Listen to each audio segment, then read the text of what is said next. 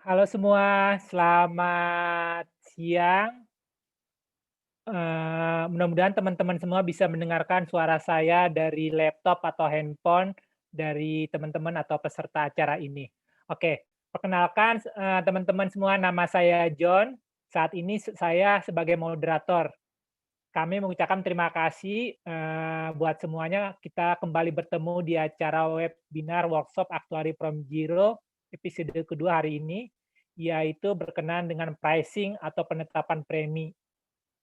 Biasanya juga disebut product pricing. Oke, jadi jika diumpamakan pabrik, bahwa pabrik memproduksi barang atau produk untuk dijual oleh perusahaan. Demikian juga di perusahaan asuransi. Perusahaan asuransi memproduksi atau menjual barang atau produk. Cuman dalam hal ini karena perusahaan asuransi adalah perusahaan jasa, maka yang dijual adalah jasa atau servis atau janji yang berupa produk asuransi. Yang diharapkan bahwa produk ini nanti berguna buat nasabah, buat penjual atau tenaga pemasar, maupun buat perusahaan asuransi tersebut. Apa saja produk asuransi dan bagaimana ilmu aktuaria berperan dalam perhitungan premi produk asuransi, nanti kita akan dengarkan paparan dari narasumber kita, Mbak Ira. Oh ya, sebelumnya saya akan perkenalkan dulu, ceritakan sekilas mengenai narasumber kita, Mbak Ira. Mbak Ira saat ini adalah seorang fellow dari PAI atau yang bergelar FSI. Mbak Ira sudah berpengalaman bekerja di dunia asuransi, terutama di perusahaan asuransi jiwa, baik lokal maupun joint venture. Mbak Ira juga sudah berpengalaman baik pekerjaan aktuaria maupun sebagai konsultan lebih dari 20 tahun. Nah, teman-teman, nanti Mbak Ira akan mempresentasikan slide dan dalam beberapa slide Mbak Ira akan memberikan kesempatan buat kita untuk mendiskusikan jika ada pertanyaan. Juga teman-teman silakan jika dalam saat presentasi ada pertanyaan, silakan diketik langsung pada chat yang ada pada Zoom meeting ini. Nanti saya sebagai moderator akan membacakan atau memimpin dalam sesi tanya jawab.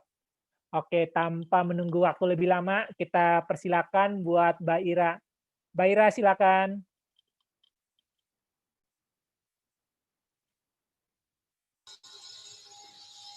Oke, makasih ya John. Teman-teman selamat siang, saya Ira. Hari ini saya mau memberi paparan, sekedar sharing tentang penetapan premi atau pricing. Kenapa pricing itu penting? Karena pricing itu kan kita gunakan untuk penetapan premi produk asuransi. Padahal produk asuransi itu biasanya tidak hanya sebentar ya dipasarkan. Perusahaan asuransi pasti menginginkan suatu produk itu dapat berkesinambungan, dapat dipasarkan secara jangka panjang, sehingga pricing itu harus kompetitif tapi juga harus memberikan profit juga kepada perusahaan. Saya mulai dengan slide ya.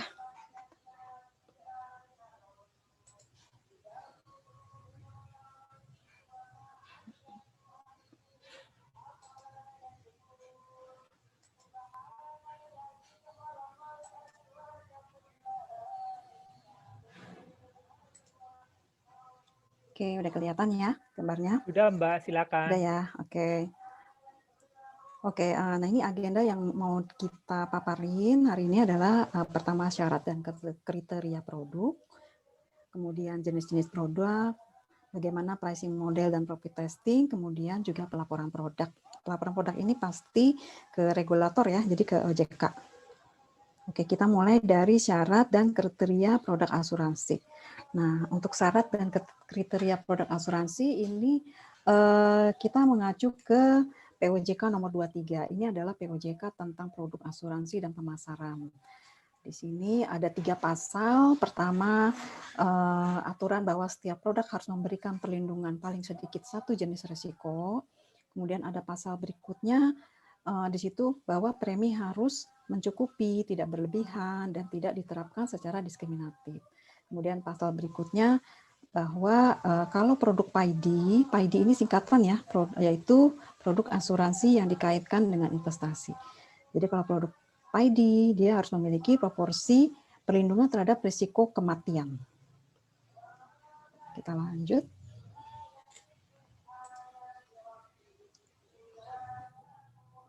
Oke, nah ini yang tadi ya, penjelasan yang tadi. Jadi kalau misal suatu produk asuransi di sini contohnya harus memiliki satu jenis resiko. Misal contohnya di sini ada asuransi meninggal, risiko kematian, resiko dirawat inap atau untuk asuransi kesehatan, resiko kebakaran atau asuransi mobil. Nah, ini contoh ya. Sebenarnya masih banyak lagi sih resiko-resiko yang lain. Nah, kalau yang terakhir ini adalah cuma investasi aja. Jadi kalau asuransi cuma memasarkan produk yang hanya investasi atau hanya berupa tabungan tanpa ada unsur risiko, maka ini nggak bisa dikatakan sebagai produk asuransi. Kemudian berikutnya, premi harus cukup, tidak berlebihan dan tidak diskriminatif. Cukup itu apa? Cukup itu artinya ya tidak terlalu murah sesuai dengan resiko yang akan diberikan, di cover. Kemudian tidak boleh terlalu mahal. Maksudnya perusahaan harus memberikan loading pada saat penetapan premi itu dengan nilai yang wajar.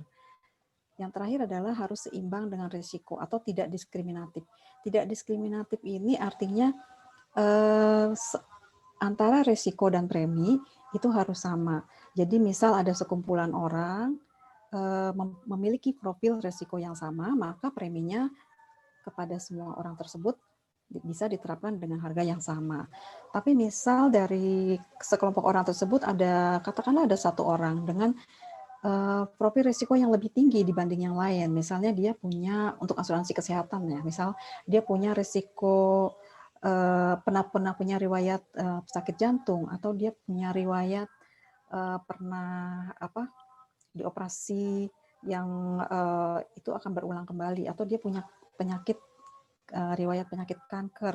Itu kan berarti profil risiko dia lebih tinggi dibandingin peserta yang lain. Nah, untuk peserta yang memiliki profil risiko yang lebih tinggi ini, itu memang preminya harus lebih mahal. Karena apa? Karena kita harus tidak boleh memberikan privilege kepada dia. Kalau kita terapin premi yang sama, berarti kita kan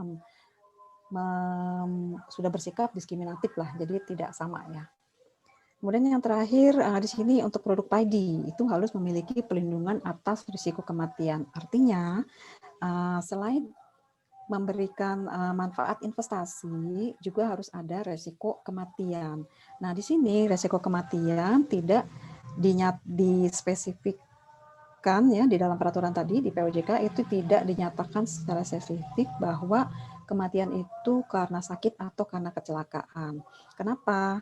Karena saat ini produk PAID itu boleh dipasarkan oleh perusahaan asuransi jiwa dan juga oleh perusahaan asuransi umum. Kalau asuransi jiwa, dia boleh mengcover meninggal karena sakit dan kecelakaan. Tapi kalau asuransi umum, dia hanya bisa mengcover kematian karena kecelakaan. Makanya di sini yang penting produk PAID ini memiliki perlindungan atas risiko kematian. Oke ya. Berikutnya, kita masih ngomongin produk dulu ya. Nah ini kita masih ke POJK yang tadi nih, nomor 23. Jadi jenis-jenis produk asuransi di sini ada 4 macam. Pertama produk asuransi biasa. Ini produk biasa ya. Jadi kalau ada produk yang dikembangkan, didevelop oleh satu perusahaan asuransi, dipasarkan oleh perusahaan asuransi itu, yaitu namanya produk asuransi biasa. Kemudian ada lagi namanya produk asuransi bersama. Produk asuransi bersama ini apabila produknya ini dikembangkan dan dipasarkan secara bersama-sama. Dia bisa oleh sesama asuransi umum, bisa sesama asuransi jiwa, bisa juga asuransi jiwa dan asuransi umum bareng-bareng menjual produk gitu ya. Namanya produk asuransi bersama. Kemudian ada lagi produk asuransi standar. Nah, kalau produk asuransi standar ini adalah produk yang dibuat oleh asosiasi industri asuransi. Jadi kalau misal di asuransi jiwa, asosiasinya namanya AAJI, asuransi umum asosiasi namanya AAUI, terus ada lagi asuransi syariah itu AASI asosiasinya. Nah kalau setiap asosiasi ini membuat produk sendiri, kemudian ketentuan polisnya juga dibikin oleh asosiasi, maka ini kita namakan produk asuransi standar. Beberapa tahun lalu, sekitar tahun berapa ya? 2017 kalau nggak salah, itu asosiasi AAJI dan AASI ya, itu mengembangkan satu produk asuransi standar, tapi produknya itu kebetulan jenisnya adalah produk mikro, asuransi mikro ya. Kalau nggak salah namanya, kalau asuransi jiwa tuh si Peci, kalau yang untuk syariah namanya si Bijak kalau nggak salah. Oke, sekarang kita lanjut ke produk asuransi mikro. Nah, mikro dari namanya aja, ini udah ketahuan ya bahwa ini pertanggungannya pasti kecil-kecil, tidak yang gede-gede gitu ya. Karena memang tujuan asuransi ini adalah untuk dipasarkan kepada masyarakat berpenghasilan rendah. Kalau sekarang kan istilahnya MBR ya, masyarakat berpenghasilan rendah. Nah, untuk produk asuransi mikro ini ada empat kategori yang mesti dipenuhi. Pertama, produknya harus sederhana. Jadi jenis pertanggungannya itu tidak yang kompleks ya.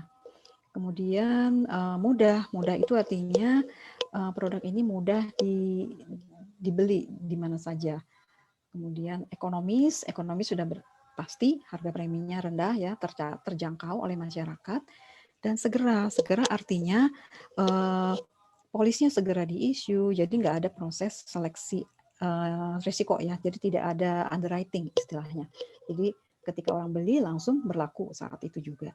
Terus segera ini bisa juga berarti pada saat penanganan klaim sama juga. Jadi penanganan klaimnya itu juga segera tanpa memerlukan dokumen yang bertele-tele. Ini klaimnya sudah bisa diproses. Ya, ini jadi 4 jenis ya produk yang ditentukan oleh POJK. Oke, sampai di sini apakah ada pertanyaan? Ada pertanyaan nggak, John? Nah, saat ini di chat belum Lancar ya? ada. Oke, Teman-teman kalau ada pertanyaan silakan ya, bisa di chat ya. atau silakan. Oke, kalau gitu kita lanjut ya. Nah, ini Sebentar Mbak Ira, ada pertanyaan. oke. Oke, Mbak Ira ada pertanyaan dari rekan kita yang bernama Hidayat. Pertanyaannya adalah, apa beda underwriting dengan pricing, Mbak? Oh, beda sekali. Underwriting Kalau dengan pricing. Oke, kalau pricing itu adalah proses penetapan premi atau menentukan harga premi atau mengetes suatu premi ini cukup apa enggak untuk si produk tersebut. Kalau underwriting itu proses seleksi resiko. Jadi perusahaan asuransi sebelum dia menerima atau mengakses suatu pertanggungan, biasanya dia melakukan seleksi. Nah, seleksi ini namanya underwriting. Underwriting itu biasanya orang yang bertanggung jawab untuk melakukan namanya underwriter. Biasanya background dari underwriter ini ada yang kalau untuk jiwa ya kebanyakan itu dia memiliki skill di kesehatan. Jadi kayak dokter atau perawat, biasanya yang ahli di bidang kesehatan lah. Kemudian kalau yang untuk asuransi umum ya untuk underwriter itu adalah yang ahli di bidang kerugian-kerugiannya. Jadi kalau misal dia untuk asuransi rumah gitu ya, asuransi kebakaran, berarti si underwriter-nya tuh harus yang jago bisa menilai ini rumah risikonya berapa, kira-kira nilai pertanggungannya berapa. Nah, seperti itu. Jadi tugas underwriting itu memastikan bahwa pertanggungan yang akan diterima oleh perusahaan asuransi itu bisa di cover sesuai.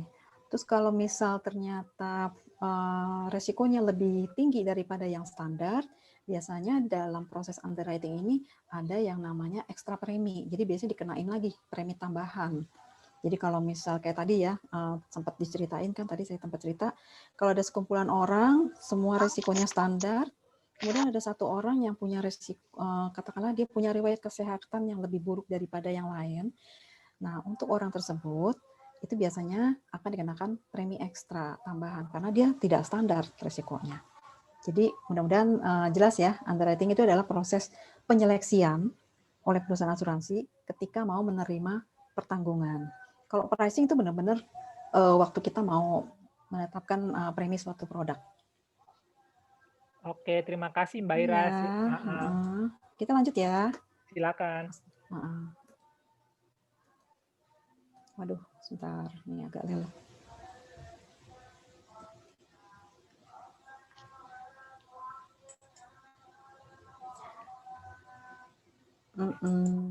Oke. Jenis-jenis produk asuransi. Nah, asuransi ini sendiri produknya tuh ada dua macam. Ada yang sifatnya proteksi atau perlindungan, ada yang sifatnya indemnity atau penggantian kerugian. Jadi di sini untuk proteksi ini adalah sifatnya, karena dia sifatnya perlindungan, maka manfaat asuransi yang dibayar itu adalah ya sebesar uang pertanggungannya. Jadi yang tercantum di kontrak asuransi berapa pertanggungannya, apabila terjadi resiko yang di cover, maka sebesar itulah yang dibayarkan. Itu kalau dia berupa pertanggungan. Contohnya di sini ada asuransi jiwa, asuransi kecelakaan, asuransi kredit, asuransi, ada yang bertanya ya? Enggak ya? Asuransi kesehatan rawat inap harian, cacat tetap, penyakit kritis, dan lain-lain ya. Ini contoh ya untuk yang sifatnya perlindungan. Kemudian ada lagi yang sifatnya indemnity. Kalau indemnity artinya dia sifatnya berupa penggantian kerugian. Jadi berbeda ya. Kalau di sini benar-benar perlindungan, berapa premi yang dibayar, yang dijanjikan berapa, itulah yang dibayarkan. Jadi yang uang pertanggungan yang dibayarkan. Tapi kalau indemnity, yang dibayarkan adalah sebesar kerugiannya aja. Berapa kerugiannya yang dibayarkan gitu lah. Contohnya asuransi kendaraan bermotor atau contohnya asuransi mobil, asuransi kebakaran, asuransi kesehatan yang sifatnya reimbursement. Reimbursement itu penggantiannya. Kemudian asuransi harta benda lain dan asuransi umum. Kebanyakan kalau asuransi umum itu sifatnya adalah indemnity, artinya yang dibayarkan oleh perusahaan adalah hanya mengganti nilai kerugian. Kalau saya kasih contoh, misal contoh asuransi mobil ya. Mobil itu biasanya kalau pertanggungannya adalah senilai harga mobil. Kalau misal suatu mobil harganya katakanlah 200 juta mobilnya. Kemudian mobil itu tabrakan, kemudian dia mau klaim asuransi ya karena harus ke bengkel kan. Nah, nilai perbaikan dari kerusakan mobil tersebut katakanlah 50 juta, maka perusahaan asuransi nggak bayar senilai pertanggungan si 200 juta atau harga mobil itu, tapi perusahaan asuransi hanya mengganti berapa biaya kerugian dari si pemegang polis karena dia harus masukin mobilnya ke bengkel untuk diperbaikin. Begitu juga kalau asuransi kebakaran, sama ya, rumahnya kebakar ya nggak diganti seharga rumah, tapi seberapa kerugian akibat si kebakaran tersebut. Begitu juga kesehatan ya, kalau orang dirawat, jadi yang dibayar hanya sebesar tagihan dari rumah sakit. Itu kalau yang sifatnya indemnity. Kalau yang sifatnya perlindungan, nah kayak tadi nih, asuransi jiwa, pertanggungannya 1M. Kalau terjadi meninggal dunia, maka ya 1M yang dibayar. Nggak dihitung-hitung lagi, kerugiannya berapa sih? Enggak, karena memang perlindungan yang dibeli itu sebesar 1M. Jadi mudah-mudahan bisa membedakan ya, mana produk-produk yang sifatnya proteksi atau perlindungan, mana produk-produk yang sifatnya indemnity atau penggantian kerugian. Karena nanti pricing-nya berbeda nih antara produk yang sifatnya perlindungan sama produk yang sifatnya indemnity. Oke, kita lanjut ya kalau nggak ada pertanyaannya. Nah, ini contoh-contoh. Sebenarnya sih kalau dibahas saya takutnya lama nih waktunya. Tapi saya go through singkat aja ya. Nah, ini tadi ya contoh-contoh kalau asuransi yang sifatnya protection atau perlindungan. Ada asuransi jiwa, ini contoh-contoh ya. Ada asuransi penyakit kritis, kecelakaan diri, ini asuransi kredit, dana tunai, kesehatan yang sifatnya dana tunai. Oke. Nah, asuransi kesehatan ya, mungkin ada dua macam. Ada asuransi kesehatan yang sifatnya protection, ada asuransi kesehatan yang sifatnya indemnity atau penggantian. Nah, asuransi kesehatan yang sifatnya protection itu biasanya kita namain asuransi kesehatan dana tunai. Kalau di market namanya macam-macam. Ada yang namanya hospital cash plan, hospital cash, ada hospital cash-nya lah biasanya. Nah, ini biasanya manfaatnya rawat inap atau surgery gitu ya. Nanti manfaat asuransinya adalah sebesar berapa hari dia dirawat inap dikali dana tunai yang akan diberikan. Jadi misal dia beli polis asuransi kesehatan dana tunai akan dibayarkan pertanggungannya katakanlah 1 juta per hari dirawat inap. Kalau seseorang dirawat inap 10 hari, maka dia akan dibayar 10 hari ya, 10 dikali 1 juta, 10 juta. tanpa melihat berapa tagihan rumah sakit. Jadi tagihan rumah sakitnya bisa lebih besar, bisa lebih kecil. Nah, ini yang sifatnya asuransi kesehatan kalau sifatnya dana tunai atau protection. Sekarang saya ke indemnity. Sini dulu kali ya. Nah, ini ya, asuransi kesehatan reimbursement. Kalau asuransi kesehatan reimbursement atau penggantian, itu benar-benar yang dibayar adalah sesuai biaya rumah sakit. Jadi misal dirawat di rumah sakit, terus ada biaya 10 juta, ya dibayar 10 juta gitu loh. Jadi benar-benar tergantung dari biaya yang dikeluarkan. Itu bedanya ya, kalau asuransi kesehatan tuh biasanya ada 2 macam. Terus saya mundur 1 slide. Nah, ini yang tadi ya, contoh-contoh asuransi indemnity. Nanti ini silakan dibaca sendiri ya, nanti kita kasih kok materinya. Kalau ada waktu nanti kita balik ke sini. Oke, nah ini asuransi umum ya. Nah, asuransi umum lain itu macam-macam ya. Kalau asuransi umum di sini mungkin yang terbanyak itu asuransi kendaraan bermotor biasanya ya, atau resikonya bisa all risk atau TLO. TLO itu total loss. Jadi kalau rusak total baru diganti. Kemudian ada lagi asuransi harta benda atau properti. Ini biasanya basic cover-nya singkatannya Flexas. Itu kerugian atau kerusakan, kehilangan harta benda karena fire, lightning, jadi kebakaran, lightning, explosion, aircraft impact, sama smoke ya, asap ya, ini kebakaran dan teman-temannya ya. Kemudian kalau asuransi umum lainnya di banyak, ada asuransi pengangkutan, biasanya namanya asuransi kargo. Kemudian ada asuransi engineering, rekayasa, itu biasanya untuk pembangunan, biasanya jalan raya, bangun gedung gitu ya. Kemudian ada travel insurance dan lain-lain. Nah, kalau di asuransi umum, itu ada namanya fitur tambahan atau extension. Nah, ini extensionnya ini lumayan panjang, dan disingkat ya. Nah, singkatannya ini, biasanya extensionnya itu terhadap banjir, atau terhadap earthquake, bencana gempa bumi, erupsi atau gunung meletus, kemudian terhadap riot, kerusuhan, dan civil commotion. Jadi ini extension untuk produk-produk asuransi kerugian. Oke, sampai di sini saya stop dulu. Apakah ada yang bertanya? Silakan teman-teman kalau ada pertanyaan. Kayaknya belum ada ya. Kita lanjut ya. Belum ada, Mbak Ira, silakan Oke, lanjut. nah kita mulai ke pricing ya. Kita mulai lanjut ke pricingnya sendiri. Oke, sekarang nih aturan penetapan premi atau kontribusi. Kenapa namanya kontribusi? Kontribusi itu istilah yang kalau digunakan di asuransi syariah ya, namanya bukan premi, tapi istilah yang dipakai adalah kontribusi. Karena kalau di asuransi syariah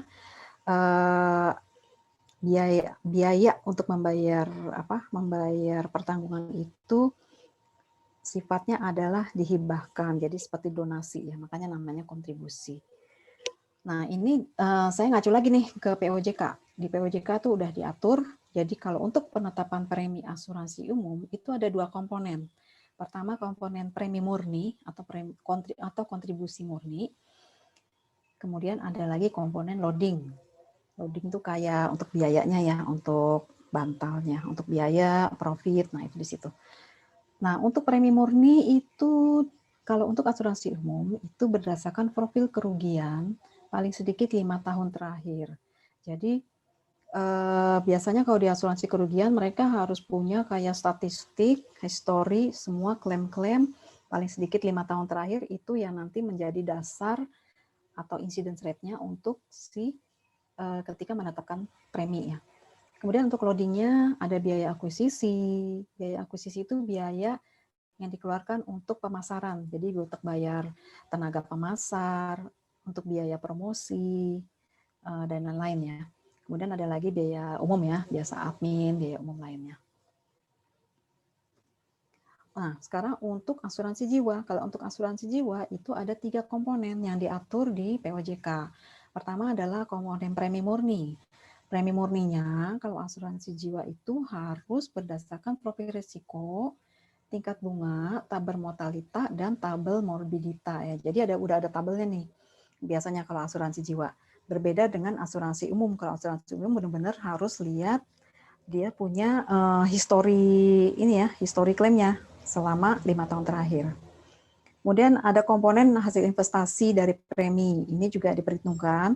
Kenapa? Karena biasanya produk asuransi jiwa itu jangka panjang, sehingga ada komponen present value ya. Nah, ini makanya ada hasil investasi dari preminya. Kemudian komponen loading sama ya. Loading juga sama, itu adalah biaya akuisisi, biaya admin, itu masuk di komponen loadingnya. Oke, tapi khusus nih untuk asuransi umum yang berupa asuransi harta benda dan kendaraan bermotor, ini pada saat ini sampai hari ini tarif premi itu masih menggunakan tarif premi dari OJK. Jadi OJK tuh mengeluarkan tabel tarif premi standar untuk asuransi harta benda dan kendaraan bermotor. Kenapa? Kenapa sih OJK ngeluarin ini? Karena memang sampai saat ini belum semua perusahaan asuransi umum memiliki data analitik yang yang baik kali ya, yang baik untuk menentukan mereka punya incidence rate ketika menetapkan premi. Jadi di sini OJK karena dia mau sebagai pengawas dan dia mau mengatur tarifnya juga. Tapi hanya untuk asuransi ini aja ya, yang dua ya, harta benda dan kendaraan bermotor. Karena memang sebagian besar perusahaan asuransi umum itu memang dua jenis produk ini yang dipasarkan. Sehingga kalau produknya udah sama semua karena standar ngikutin OJK, mereka bersaing dalam hal apa nih? Karena mereka nggak bisa bersaing ya, bersaing dalam hal harga udah nggak bisa lagi. Makanya biasanya perusahaan asuransi untuk yang produk ini mereka bersaingnya di area yang lain, di luar produk, di luar tarif premi ya. Jadi di area pelayanan atau di fitur tambahan. Misal kalau asuransi kendaraan bermotor, mereka nambahin derek gratis lah, atau jaringan bengkelnya yang luas, atau mereka ngasih kendaraan pengganti kalau misal mobilnya masuk ke bengkel gitu ya.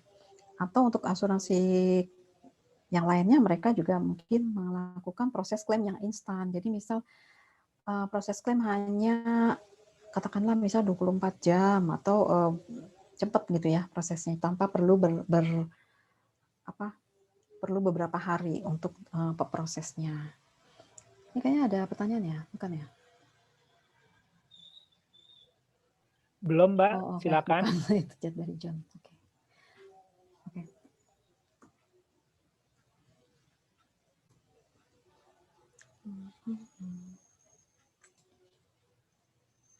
Oke.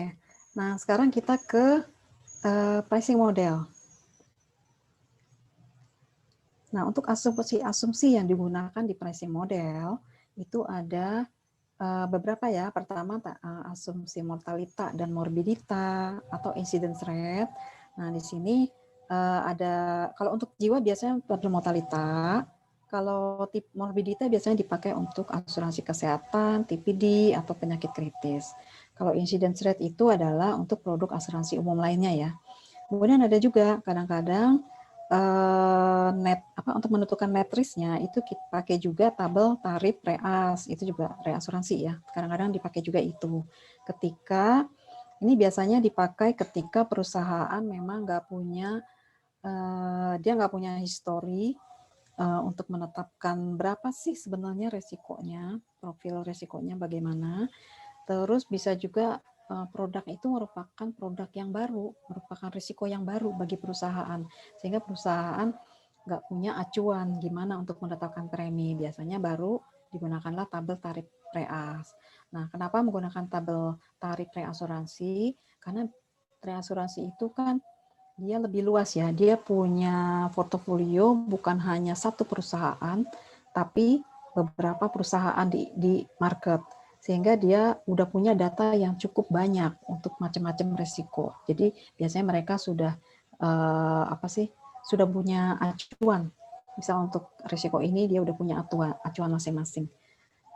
Kemudian ada lagi yang tadi ya tarif OJK. Jadi sumber dari untuk mortality, morbidity dan incidence rate itu bisa bermacam-macam. Kemudian ada biaya. Nah, untuk biaya-biaya ini juga ada macam-macam juga ya. Ada biaya akuisisi. Biaya akuisisi di sini ada yang fix sifatnya, ada juga yang persen. dari premi. Kemudian ada lagi biaya pemeliharaan. Biaya pemeliharaan itu biaya yang untuk biasanya pemeliharaan polis atau biaya untuk underwriting, itu masuk di sini ya. Terus ada komisi dan operating, ini untuk tenaga pemasar, ada biaya pemasaran, misal untuk promosi dan lain-lain, ada macam-macam ya. Ini ada biaya bank, kepestaan, polis dan lain-lain. Kemudian ada asumsi ekonomis. Asumsi ekonomis itu adalah contohnya tingkat diskonto, inflasi, hasil inflasi, investasi, ini masuk di sini. Kemudian ada asumsi lain ya, ada lapse, kalau produk jangka panjang. Kemudian dua ini biasanya untuk produk PID atau investment link. Jadi ada partial withdrawal, ada premium holiday. Oke, nah ini untuk tahapan-tahapan ketika kita mau memodeling ya. Di sini pertama kita harus memastikan bagaimana fitur dari produk tersebut. Kita harus tahu produk ini resikonya apa aja yang di cover, kemudian bagaimana manfaat risiko dari tiap-tiap risiko. Terus kalau ada manfaat hidup bagaimana dan berapa dan kapan, masa asuransinya berapa lama, masa bayar premi berapa lama, dan frekuensi premi. Frekuensi premi ini maksudnya pembayaran premi ya. Jadi apakah dia bulanan, apakah dia kuartalan, semester, atau tahunan. Berikutnya asumsi. Nah, asumsi untuk di pricing ini agak berbeda dengan asumsi untuk pencadangan atau reserving bagi teman-teman yang kemarin minggu lalu udah ikut reserving ya. Kalau di reserve kita selalu nambahin margin atau margin pemburukan atau MAT atau PET. Karena cadangan itu kan harus cukup konservatif ya. Jadi biasanya kita tambahkan margin.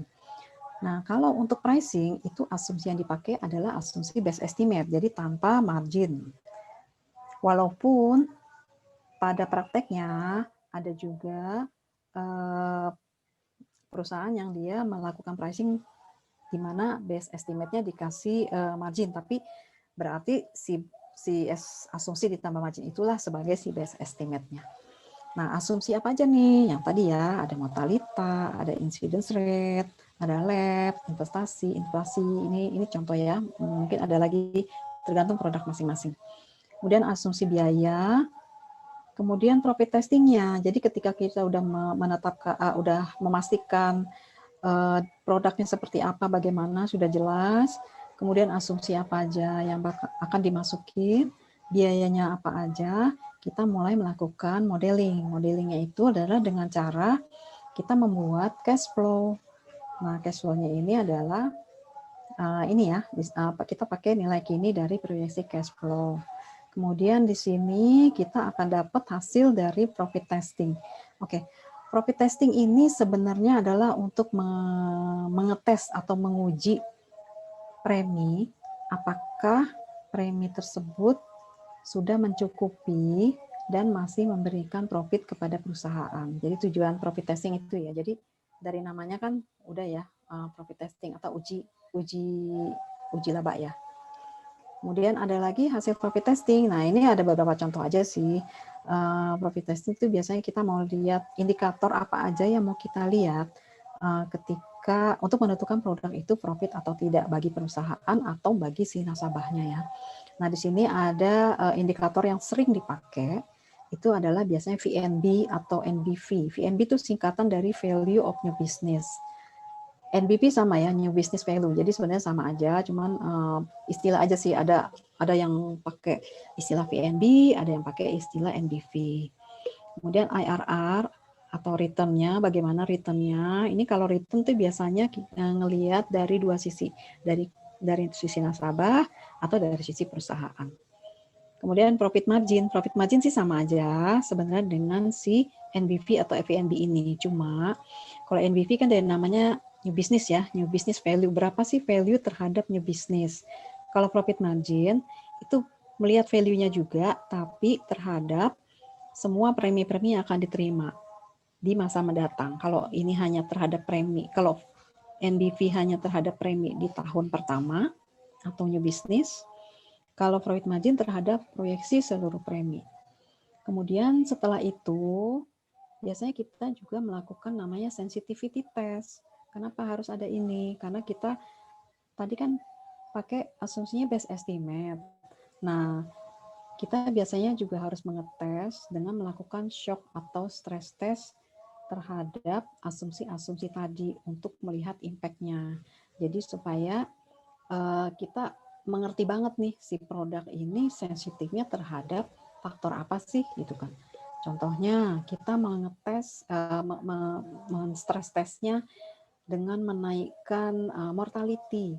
Ternyata impact-nya tidak terlalu besar, berarti produk ini tidak sensitif terhadap mortality, gitu. Bisa aja begitu. Jadi tergantung produknya. Ada produk-produk kalau yang jangka panjang biasanya dia sangat sensitif terhadap faktor tingkat bunga atau faktor tingkat lapse. Jadi tergantung macam-macam. Nah, nanti ini akan kelihatan ketika kita melakukan sensitivity test. Tujuannya adalah supaya perusahaan sudah tahu risiko apa saja yang bakal memberikan dampak yang besar terhadap si produk sehingga sudah bisa melakukan langkah-langkah untuk menjaga supaya impact-nya tidak terlalu berat atau terlalu besar ya. Oke, nah ini pricing model dari sisi fitur produk ya. Di sini kita risiko dan manfaat. Di sini yang tadi ya ada risiko meninggal, kemudian kita lihat manfaatnya berapa, kapan manfaat dibayarkan itu juga kita harus kita lihat juga karena itu pengaruh nanti di cash flow. Terus bagaimana manfaat dibayarkan juga pengaruh karena dia dicicil apa sekaligus dibayar itu juga pengaruh. Kemudian lain-lainnya ya yang terkait dengan pembayaran manfaat. Kemudian untuk premi, di sini ada premi berkala atau premi tunggal. Ini juga pengaruh ke cash flow. Masa pembayaran premi pengaruh juga. Jadi apa-apa yang akan berpengaruh terhadap cash flow itu nanti masuk di sini ya. Kita lihat. Nah, kita lihat kemudian sini ya. Untuk dasar penentuan premi. Dasar penentuan premi ini macam-macam. Ini sebagai contoh, biasanya kalau premi itu ditetapkan sebagai per 1000 UP. UP itu uang pertanggungannya. Atau per 100 UP. Kalau per 100 UP ini biasanya sering pakai asuransi umum. Kalau asuransi jiwa biasanya pakainya per 1000 UP. Kalau produknya berupa pembebasan premi atau waiver, jadi manfaatnya itu kalau terjadi resiko, maka premi ke depannya dibebaskan. Nah, itu namanya waiver of premi. Biasanya tarif preminya kita tentukan berdasarkan per 100 dari premi. Kemudian ada juga yang sifatnya fix, angka aja, berapa sih dalam rupiah gitu, dan tergantung usia.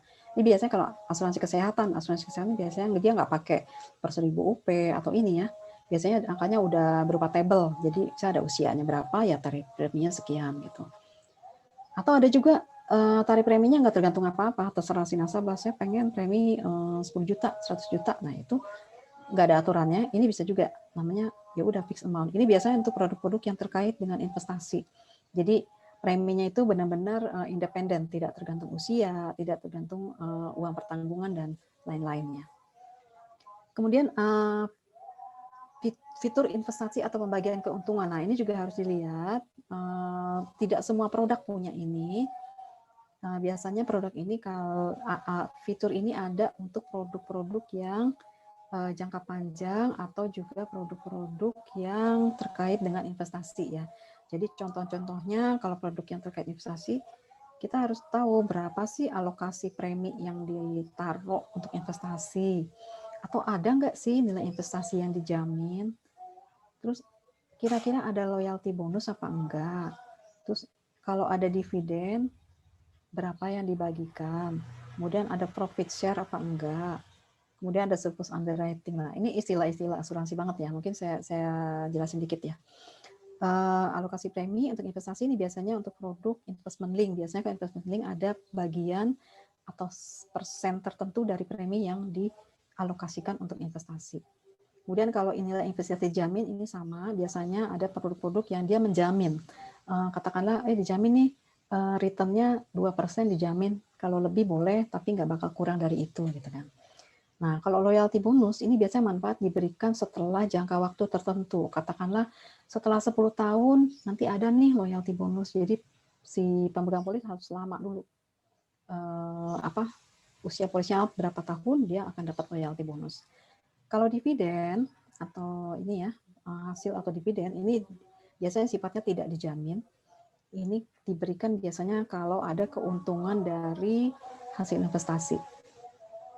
Profit share sama ya, kalau ternyata biasanya nih terkait sama claim ratio. Misal claim rasionya lebih kecil daripada yang ditargetkan, maka ada bagian yang di refund lagi kepada pemegang polis. Surplus underwriting juga sama ya, ketika ini biasanya berlaku untuk produk syariah. Surplus underwriting itu kalau dari biaya yang dikelola oleh perusahaan asuransi, ternyata ada surplus, nah itu surplusnya dibagikan kepada peserta.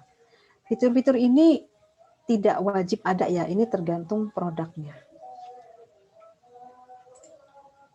Oke, kita ke formula. Oke, untuk profit testing ya. Profit testing di sini tadi ada kita ngebahas 3 aja ya yang sering ini digunakan, yaitu NBV atau VNB. Ini formulanya adalah nilai kini dari profit dibagi sama EPI. EPI itu adalah premi yang disetahunkan. Ini singkatan dari Annualized Premium Equivalent. Nah, ini cara ngitung nih EPI, saya kasih contoh biar lebih paham ya. Premi bulanan katakanlah 100. Jadi kalau premi yang disetahunkan adalah 100 dikali 12, jadi segini, 1.200. Contoh lagi, kalau premi kuartalan 100, maka premi yang disetahunkan adalah setahun itu ada 4 kuartal ya, jadi 100 dikali 4, 400. Premi semesteran 500, maka premi tahunannya 1 tahun ada 2 semester ya, jadi 500 kali 2. Dan seterusnya ya, kalau udah bentuknya premi tahunan ya udah kita nggak kaliin faktor lagi. Nah ini untuk hitung EPI. EPI itu tapi harus di tahun pertama aja ya, kala ini new business value. Kemudian kita mau lihat lagi IRR atau return. Ini sih biasa ya, ini cuman cash flow biasa, income dikurang outgo, berapa pemasukan manfaat, berapa outgo-nya premi kalau dari sisi nasabah. Kalau dari sisi perusahaan kebalikannya, income-nya adalah premi, outgo-nya adalah klaim dan biaya-biaya ya. Nah itu tinggal di nilai kiniin. Kemudian ada lagi profit margin. Nah kalau profit margin sama, di sini kita sama ya, cash flow-nya adalah kita ngelihat future profit, tapi pembaginya adalah future present value of premi. Artinya semua premi-premi yang akan datang kita nilai kinikan ke depan. Mbak Ira, ada pertanyaan, Mbak Ira, berhubungan dengan EPI. Oke, ya. Pertanyaan dari rekan kita yang bernama Nadia. Kalau untuk single premi, hitungan EPI-nya bagaimana, Bu? Oh iya. Apakah sama dengan premi tahunan? Iya, beda. Oke, kalau single premi itu sorry, harus balik. Oke. Kalau single premi itu premi dibayar sekaligus di muka ya.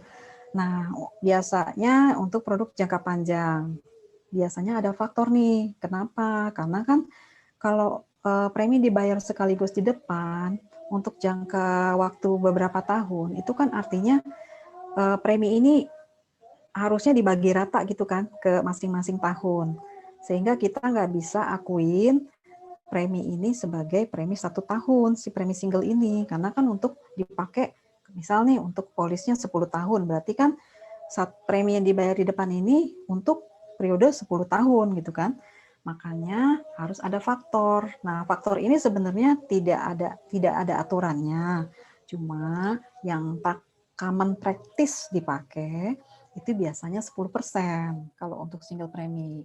Jadi kalau ada single preminya 1.000 gitu kan, maka 10% dari 1.000 itu 100, itu sebagai EPI-nya.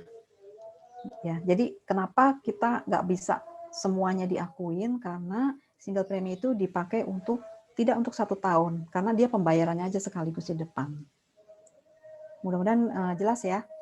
Faktornya macam-macam sih, tapi kebanyakan dan saya rasa di asosiasi pun ketika menghitung weighted untuk single premi itu pakainya 10% sih. Jadi kayaknya bisa dibilang di Indonesia itu memang pakainya 10% untuk single premi.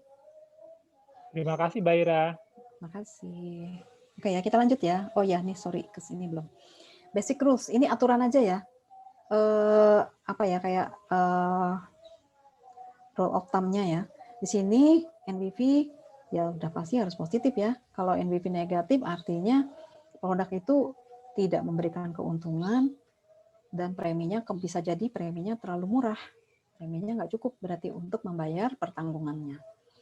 Kemudian kalau IRR, ini sama juga ya, IRR itu harus positif. Kenapa? Artinya si produk itu harus memberikan nilai kepada baik itu nasabah atau si perusahaan. Jangan sampai, kalau IRR negatif tuh artinya apa yang dibayar, dikeluarkan oleh nasabah lebih banyak daripada benefit yang akan dia terima. Dengan kata lain, nasabah membayar premi lebih besar daripada benefit yang akan dia terima. Nah itu biasanya IRR-nya jadi negatif. Dan ini kita nggak mau ya, kita nggak ngapain gitu ya bikin produk tapi ngasih IRR yang negatif buat nasabah, nggak ada nilainya. Nah ini tadi ya, NBV untuk single premi dihitung berdasarkan weighted. Nah ini pakai 10%. Jadi udah dikasih tahu di sini juga. Kita lanjut ya. Oke, nah ini contoh ya. Jadi setiap perusahaan biasanya punya target-target tertentu ketika melakukan pricing. Ini contoh saya ambil dari satu perusahaan asuransi ya Jun ya. Oke, ini contoh nih. Kalau ini value of new business-nya atau VNB. Misal contoh produk whole life, mereka ada aturan nih. Harus kalau 2P itu artinya preminya 2 tahun ya. Ini harus 4%.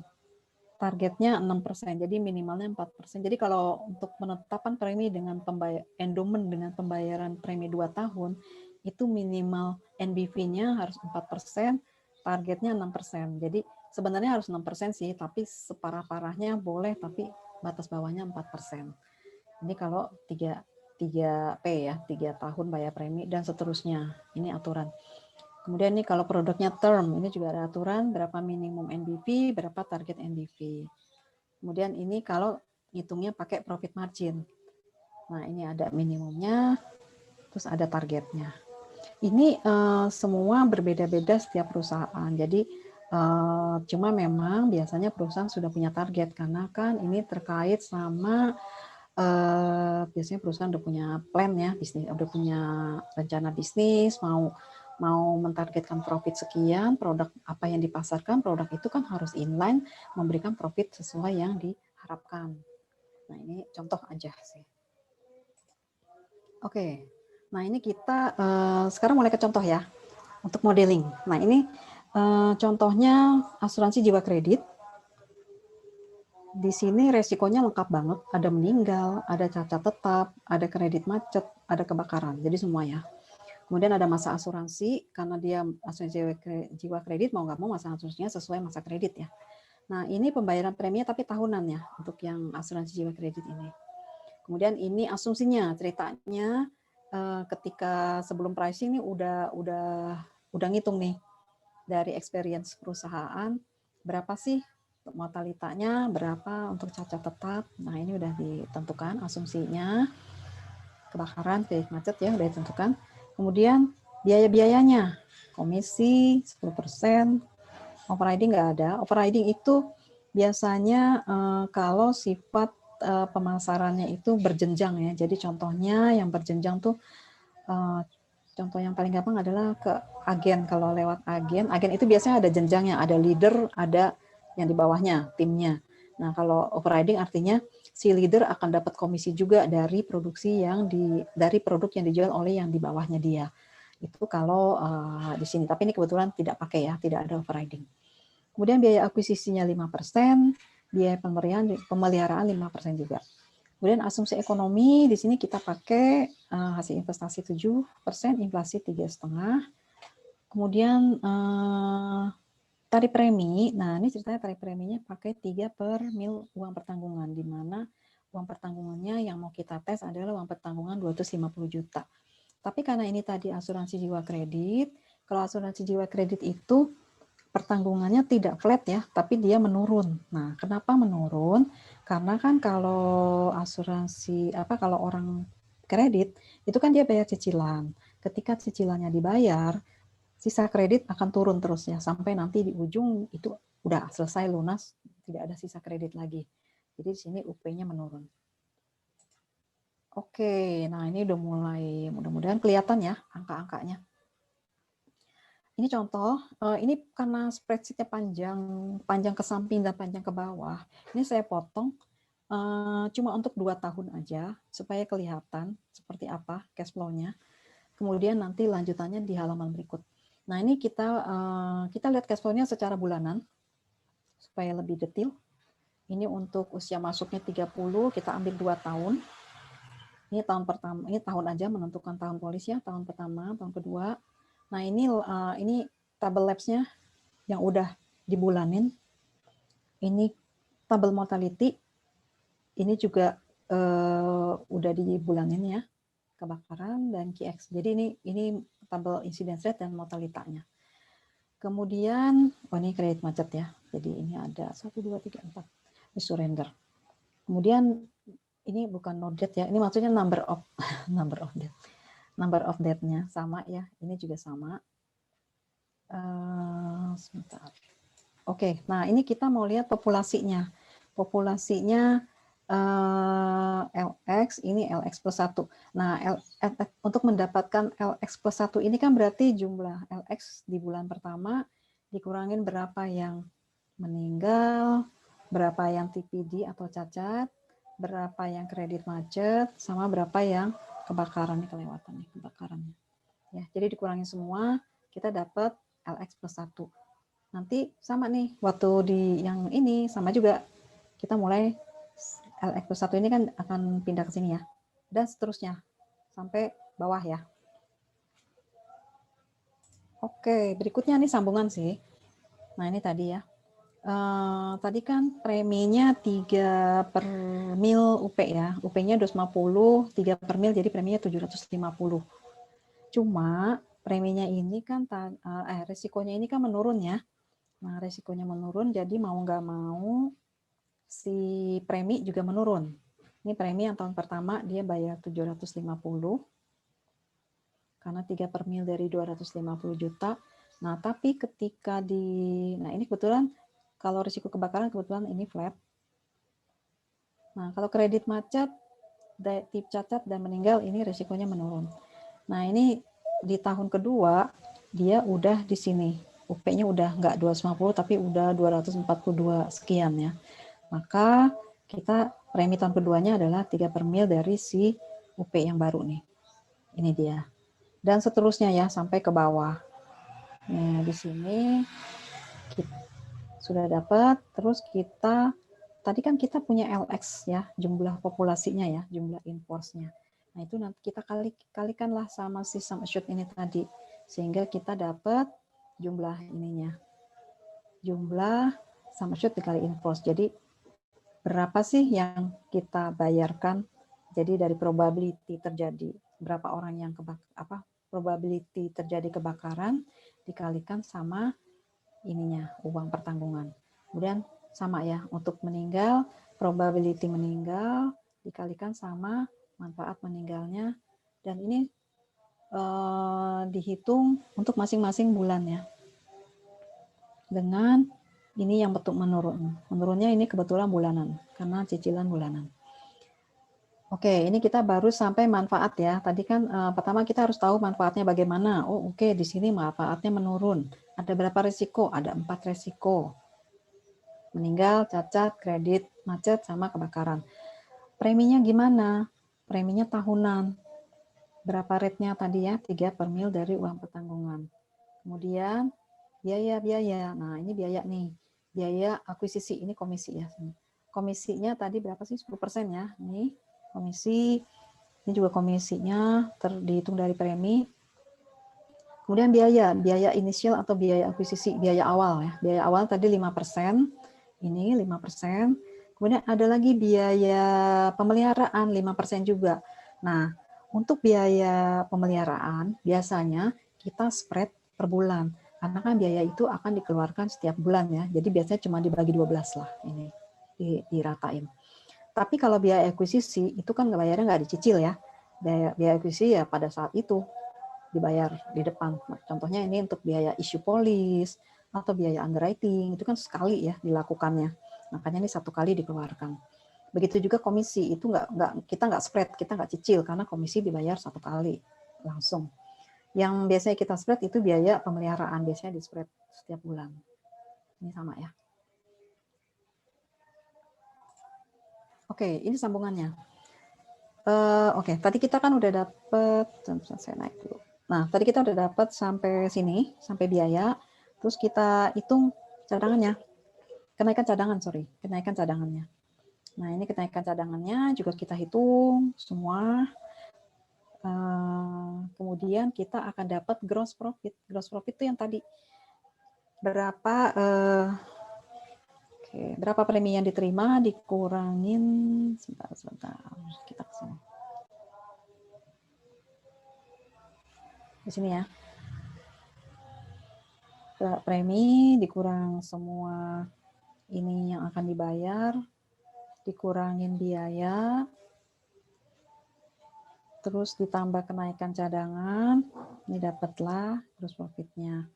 Nah, kemudian ini ada lagi, ini karena ini profit ya, maka udah keluar pembayaran pajak. Pajaknya itu kita hitungannya biasa pakai 25% pajak corporate ya. Kemudian, nah on top of ini sampai selesai profit, kita biasanya ada tambahin lagi untuk solvency margin. Jadi untuk buffernya solvency margin itu ada faktor-faktornya. Ini kita hitung. Kemudian kalau dia ada di sini kalau ada interestnya ya. Kemudian kita hitung kenaikan dari increase profit margin-nya. Ya, tinggal ini aja ya. Dikurang. Kemudian pajak nggak ada. Nah, kita dapat future profit-nya. Future profit-nya yang tadi ya. Jadi si gross profit dikurangin tax, kita dapatnya 348 something. Kemudian kita kurangin sama biaya untuk solvency margin, kita dapat angka ini. Ini dihitung terus ke samping semua. Jadi setiap bulan kita dapat sampai ke bawah lah ya, sampai katakanlah bisa 20 tahun ya sampai 20 tahun. Kemudian semua ini kan udah dapat ya profit masing-masing bulan, itu kita present value in ke saat sekarang sehingga dapatlah angka ini. 947. Ini sebagai present value of profit. Nah, ini yang tadi hasilnya. Jadi, kalau kita mau menghitung profit margin, maka tadi present value of profit-nya yang 947. Oh, oke. Present value of premi ini karena panjang banget. Ini adalah sama ya. Menghitungnya adalah, kalau saya balik ke sini, sorry. Nah, ini premi. Jadi present value of premi. Premi-premi ini semua dari semua tahun kita present value in. Sehingga dapat angka sekian. Nah, ini dapatlah profit margin dari hasil profit testing tadi, 947 dibagi sama present value of premi. Kita dapat ini persennya. Kalau NBV itu cuma present value of profit-nya dibagi sama premi setahun kan? Ini yang setahunnya. Kita dapat ini dia NBV-nya. Jadi kira-kira kayak gitu cash flow-nya. Apakah ada pertanyaan? Mbak Ira, ada pertanyaan. Oke. Ya, pertanyaan dari rekan kita yang bernama Hidayat. Profitnya sudah asumsi net after tax ya, Bu? Iya, after tax. Harus yang after tax, jangan yang gross. Karena kan kita benar-benar ngitung semua komponen diperhitungkan. Oke. Terima kasih, Bu. Oke. Silakan teman-teman kalau ada lagi bisa di-chat ya teman-teman kalau ada pertanyaan. Silakan Mbak Ira. Oke, ini contoh lagi. Tadi kan contoh kalau mau bikin cash flow-nya ya, seperti apa gitu ya. Nah, ini contoh ketika kita ngitung, itu kan tadi kalau cash flow kan cuma satu polis ya. Tapi sekarang gimana sih kalau kita mau ngitung, kita kan nggak mungkin ngitung satu polis aja, NBV gitu kan. Kan pasti kita ngitung secara keseluruhan, secara portofolio. Gimana nih ngitungnya gitu. Nah, itu biasanya macam-macam sih caranya. Kita bisa, pertama kita harus susun portofolionya. Jadi kayak sampling, ada data samplingnya yang mau kita pakai untuk dihitung berapa NBV secara keseluruhan. Nah, dari sampling tersebut kita biasanya bikin kayak gini nih, kayak mixnya bagaimana sih baurannya, bauran portofolionya. Contoh ya, contoh aja. Ini misal kita cuma pakai samplingnya untuk 3 usia. Nah, dari portofolio tadi komposisinya untuk yang umur 30 itu ada 45%, umur 40 ada 30%, dan umur 50 ada 25%. Kalau misal teman-teman mau bikin semua umur bisa juga, tapi biasanya baurannya mungkin pakai range kali ya, pakai band biar nggak terlalu panjang banget, dan apa ya, untuk orang yang nanti nge-review juga lebih enak gitu kan melihatnya. Nah, kemudian di sini contoh lagi dari portofolio tadi, kita mau mixnya kita lihat berdasarkan umur, kita juga mau lihat berdasarkan termnya ya, jangka waktu, periode asuransi. Oke, sorry, tadi saya lupa bilang, ini contohnya produk asuransi jiwa berjangka ya, dengan periodenya 5, 10, 15, dan 20. Jadi ada 4 pilihan. Nah, ini kita bikin baurannya seperti apa, ini nanti di sampling data juga nih, ya, seperti apa. Nah, terus dari sampling tadi kita hitung seperti kayak yang tadi cash flow-nya. Jadi untuk yang umur 30, contoh ini ya, umur 30 dengan masa asuransi 5 tahun, berapa sih cash flow-nya? Ini angkanya ngacak ya. Contoh aja, kita misal dapatnya sekian. Umur 30 dengan termnya 10 tahun dapat sekian, dan seterusnya. Kemudian kita nanti dapat untuk semua termnya kan, ini sih sebenarnya tinggal kita lihat aja dengan mixnya ini ya, baurannya. Kemudian yang umur 40 untuk term 5 tahun, term 10, 15, dan seterusnya. Sehingga kita dapat nih contoh seperti ini. Nah, dari kita punya berdasarkan semua usia, kita punya juga berdasarkan semua term, nanti kita dapat angka totalnya. Nah, ini totalnya dapatnya 10,21, maka NBV dari si bauran ini seluruh portofolio itu dapatnya sekian. Jadi udah nggak ngitung satu-satu lagi. Kalau tadi kan contoh hanya untuk satu polis ya. Ini udah beberapa macam polis dengan macam-macam usia dan macam-macam jangka waktu tergantung produk ya. Kita dapat satu NBV biasanya dengan cara melakukan ini. Kita harus punya ini ya untuk mempermudah.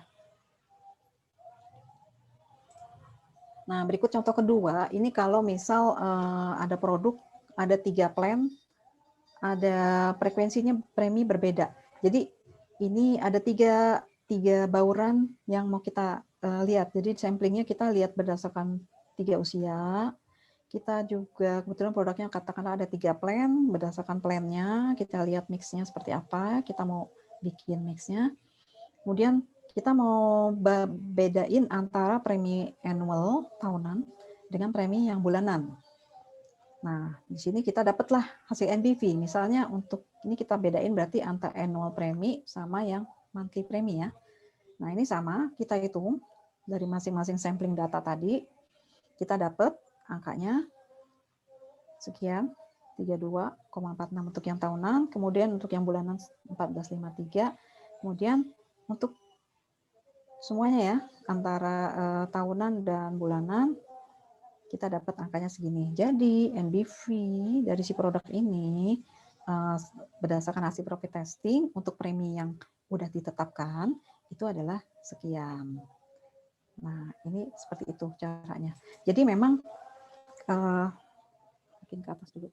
Jadi memang agak berbeda ya. Jadi kalau di sini penetapan preminya adalah dengan cara profit testing. Artinya kita menguji tarif premi berapa sih profitability-nya, dan kalau misal tadi satu perusahaan udah punya target-target, itu match nggak sih ke target yang udah ditetapkan atau tidak. Nah, ini salah satunya dengan cara cash flow. Kalau zaman dulu kala, dan aku yakin mungkin di perkuliahan juga masih diajarin, cara menghitung premi tapi dengan cara formula. Ya, jadi dihitung pakai present value, benefitnya berapa, dengan usia berapa gitu ya masing-masing. Itu bisa juga, tapi saat ini metode itu tidak dipakai banget. Walaupun dipakai, kita tetap harus melakukan proses ini, profit testing. Karena sebenarnya yang dilihat adalah bagaimana si tarif premi itu memberikan profit kepada perusahaan. Berapa sih profitability-nya? Gitu. Oke, kita lanjut. Oke, berarti masih banyak waktu ya. Nanti kita bisa maju lagi. Oke, ini sekarang data input yang tadi ya. Jadi untuk data itu bisa berupa sampel data, bisa juga berupa data yang ini ya, portofolio. Jadi kalau yang tadi saya mungkin pakai sampel data karena kayak usia tadi saya nggak pakai semua usia, saya cuma pakai 3 usia, muda, sedang, dan tua. Tapi kalau misal mau pakai portofolio itu lebih kompleks lagi karena semua usia dipakai. Dari mulai umur termuda, misal usia masuk paling mudanya adalah 18 tahun, ya dari mulai 18 tahun sampai umur usia masuk yang tertua. Ini lebih banyak lagi datanya kalau yang untuk pakai portofolio. Dan nanti ketika bikin mixnya, bikin bauran mixnya, ini juga mungkin bisa pakai range. Bisa umur berapa sampai berapa, ada berapa persen, bisa kayak gitu juga. Tapi kalau yang idealnya memang seluruh usia, terus kita benar-benar hitung NBP dari masing-masing polis dari portofolio tadi, baru nanti dihitung secara keseluruhan dengan cara melihat si produk mixnya tadi. Jadi, Mbak Ira ada pertanyaan, Mbak Ira? Oke, berhubungan dengan bauran yang Mbak Ira jelaskan, ada pertanyaan dari rekan kita bernama Hidayat. Pertanyaannya, untuk bauran portofolio, apakah sudah disediakan otomatis dari perusahaan asuransi tersebut, Mbak? Bagaimana sih mendapatkan bauran portofolio tersebut? Jawabannya tidak. Biasanya ini memang tugas kita di pricing untuk ngedapetin bauran tadi ya. Kepencet, sorry. Biasanya ini tugas-tugas di aktuaria, atau bisa juga ini bareng-bareng sama biasanya kalau di perusahaan dia ada namanya tim product development, itu juga bersama-sama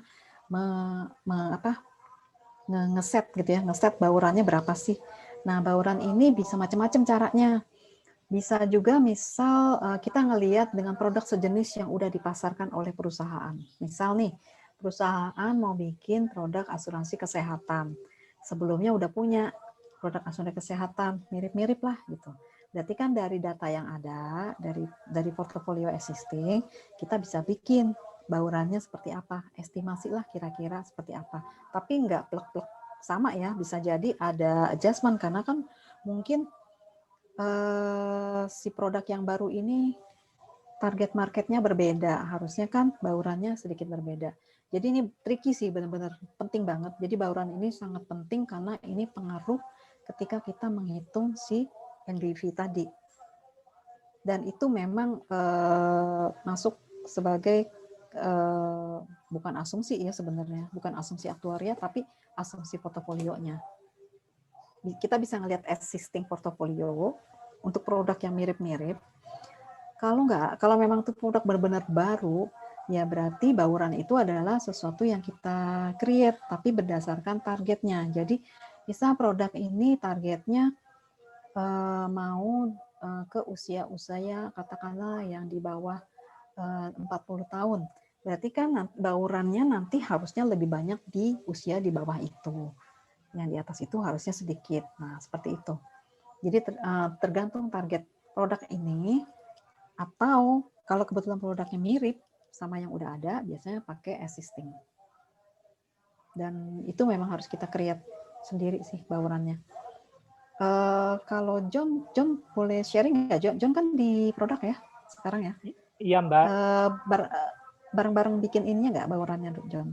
Iya, jadi benar seperti Mbak Ira, untuk asumsi bauran atau presentasi itu biasanya kita diskusi dengan channel, dengan tenaga pemasar, kira-kira nanti mereka menjual itu marketnya seperti apa, apakah rata-rata di usia muda atau menengah atau bagaimana. Dari informasi itu baru nanti kita asumsikan baurannya seperti apa, Mbak Ira.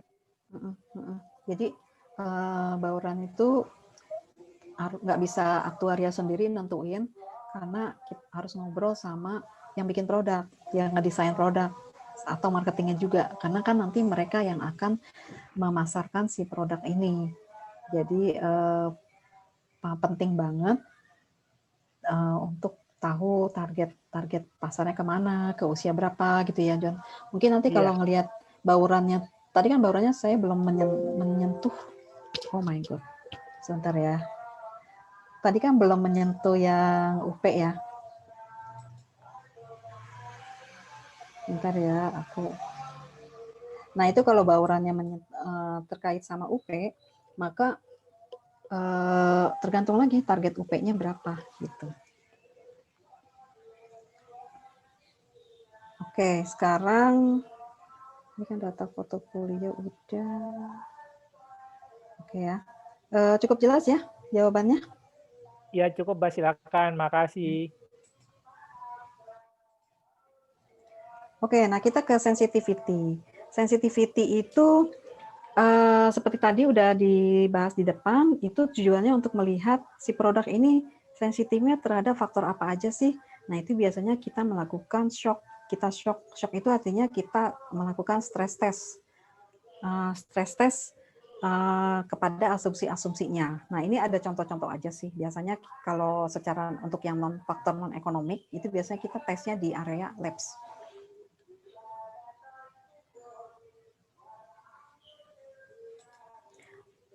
Biasanya di sini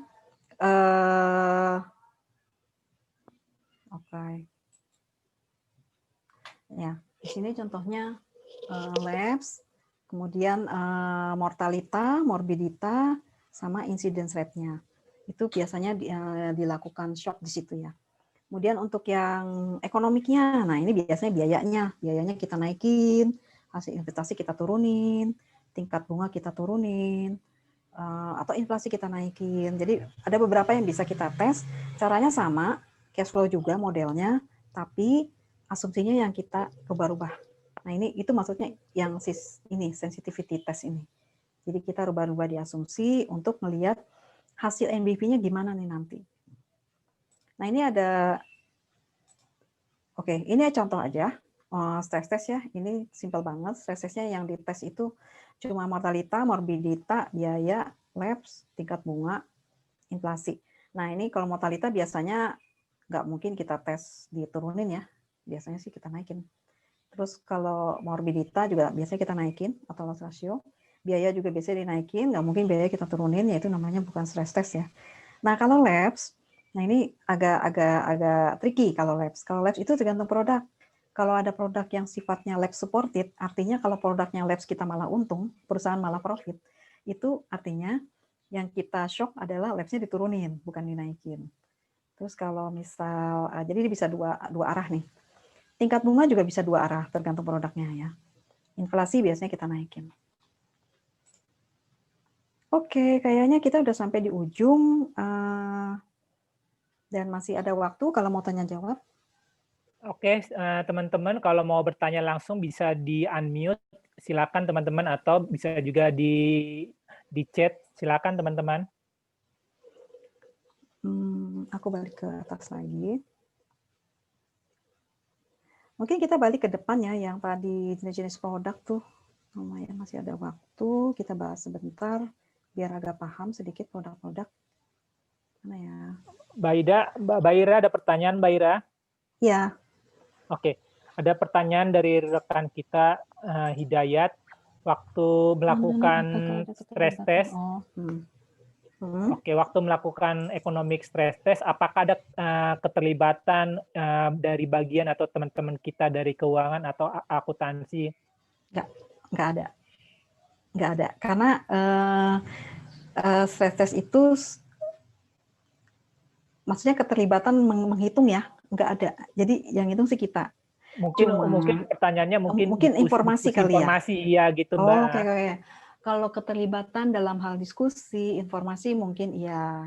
Tapi kalau terlibat di ngitung-hitungnya enggak. Economic assumption sih biasanya sih kita juga bisa dapetin dari sumber-sumber lain ya, tidak harus dari internal. Cuma tergantung nih, misalnya kalau misal kita pakai hasil investasinya, ngelihat hasil investasi yang aktual, dari portofolio sendiri, dari aset sendiri, nah itu berarti kita benar-benar harus bertanya, berapa sih gitu kan return dari aset yang dikelola perusahaan.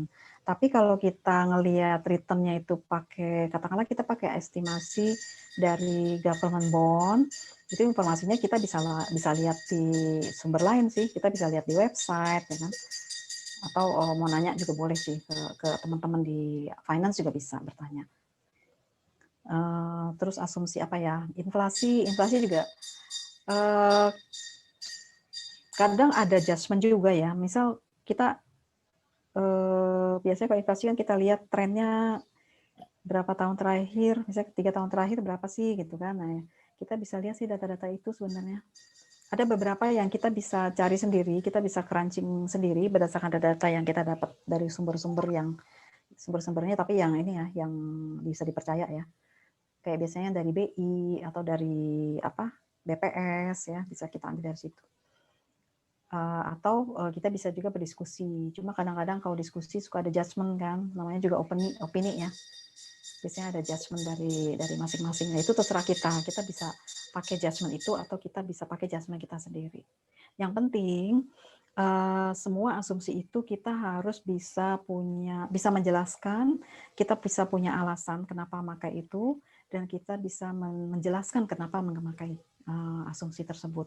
Itu sih yang penting. Jadi kalau di aktuaria memang kebanyakan pekerjaan perhitungan itu menggunakan asumsi ya, dan tanggung jawab yang sangat penting itu adalah kita bisa memberi alasan terhadap penggunaan asumsi tersebut. Jadi bisa ya, bisa enggak ya.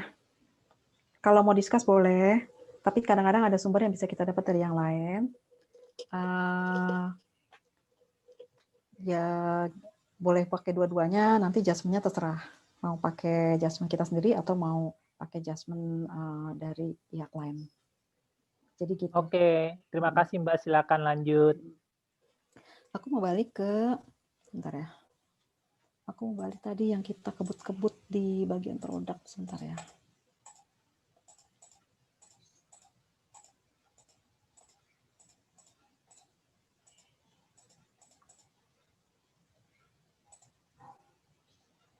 Salah.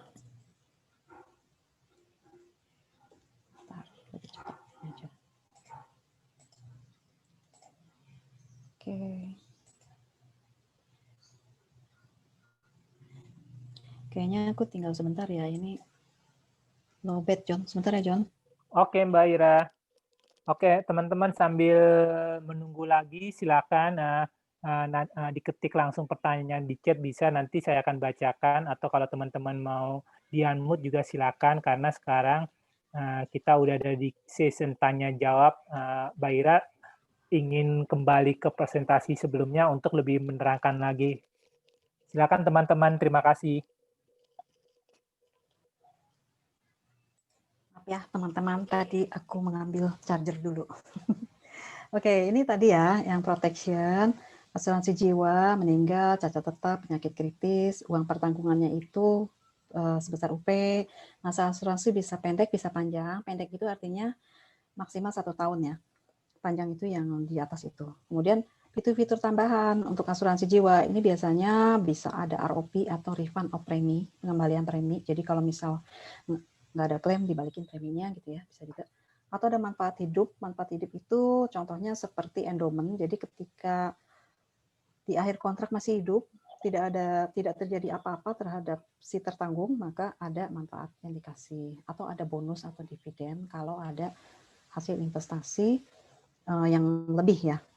Kemudian penyakit kritis, ini sama. Biasanya resikonya penyakit kritis, dia bisa early stage, late stage, atau juvenile.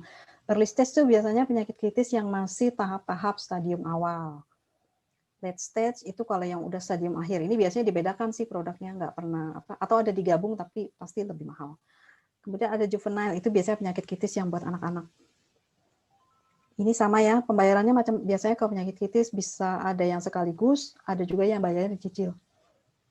Misal kalau early stage dibayar dulu berapa persen, nanti kalau late stage dibayar lagi berapa persen, nah contohlah kayak gitu. Biasanya ini kalau penyakit kritis itu biasanya jangka pendek ya, dia maksimum setahun gitu. Oke, Mbak Ira ada pertanyaan. Oh ya. Oke, nah ini pertanyaan dari rekan kita bernama Listia. Oh, Listia, Kan dia kita juga.